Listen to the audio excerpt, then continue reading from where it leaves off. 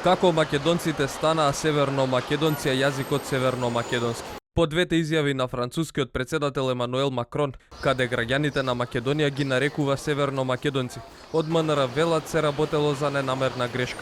Министерот за надворешни работи Бујар Османи денеска оствари телефонски разговор со кабинетот на претседателот Емануел Макрон, од каде доби уверување дека при употребата на придавката на граѓаните на Северна Македонија направена е ненамерна грешка, потврдувајќи го при тоа официјалниот став на Франција за целосно почитување на официјалното име на државата, државјаните на Северна Македонија, како и соодветните придавки, на начин како тие се дефинирани и прифатени во Обединетите нации согласно Преспанскиот договор.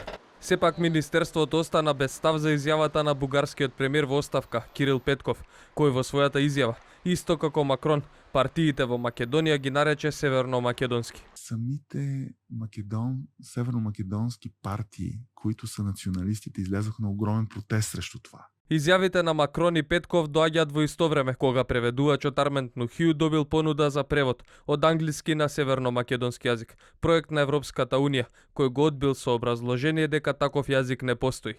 Неретко и во медиумите низ Европа се користи северно-македонски наместо македонски. Дел од аналитичарите за телевизија 24 велат, се работи за проект на Бугарија, во кој македонците треба да се поделат на македонски бугари и северно-македонци. Тоа е дел од проектот на Бугарија, во кој македонците треба да се поделиме на македонски бугари и на северно-македонци.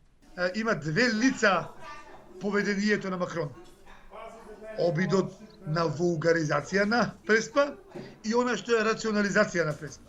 Ние сме за рационализација визави бугаризација или вулгаризација на Преспа. Во меѓувреме Европа молчи. Телевизија 24 испрати прашања, кој е ставот на Европскиот совет за изјавите на челници од две европски земји, но одговор не добивме.